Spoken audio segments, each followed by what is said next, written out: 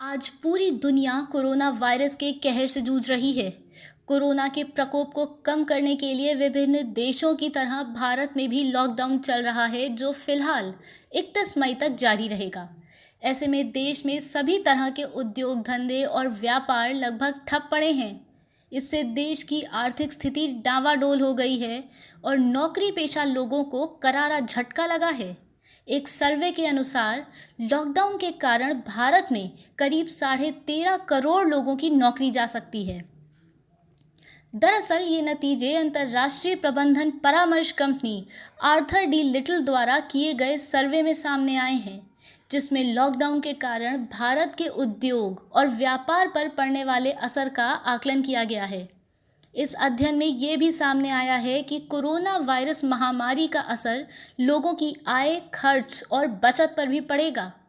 इस survey report में बताया गया है कि कोरोना संकट के कारण भारत में प्रति व्यक्ति आय तो कम होगी ही, लेकिन इसका सबसे बुरा असर देश में लोगों की नौकरियों पर पड़ेगा। एक अनुमान के मुताबिक लगभग 13.5 करोड़ लोगों को अपनी नौकरी से हाथ धोना पड़ सकता है। इसके कारण देश में बेरोजगारी 7.6% से बढ़कर 35% हो सकती है।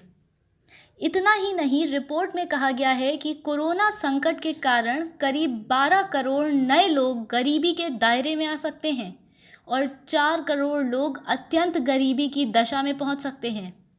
आपको बता दें, भारत में 60% आबादी यानी 81 करोड़ 12 लाख लोग पहले ही गरीबी रेखा से नीचे हैं।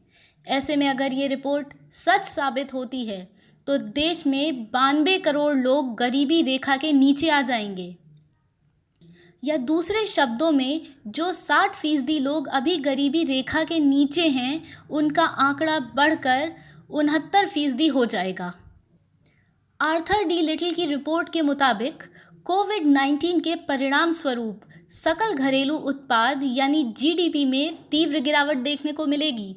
हालांकि रिपोर्ट में कहा गया है कि कोरोना वायरस के लगातार बढ़ते मामलों को देखते हुए भारत के लिए डब्ल्यू आकार की रिकवरी देखने को मिल सकती है। दूसरे शब्दों में, भारत में आर्थिक हालात में सुधार के बाद गिरावट और फिर सुधार की संभावनाएं दिखाई दे रही हैं।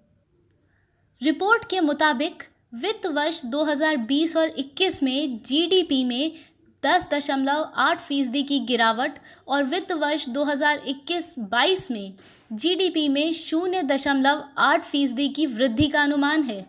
हालांकि आर्थर डी लिटिल के भारत और दक्षिण एशिया के सीईओ बार्नेक चित्रन मैत्रा ने प्रधानमंत्री नरेंद्र मोदी के आत्मनिर्भर भारत अभियान को नए दृष्टिकोण के लिए अच्छी शुरुआत बताया है।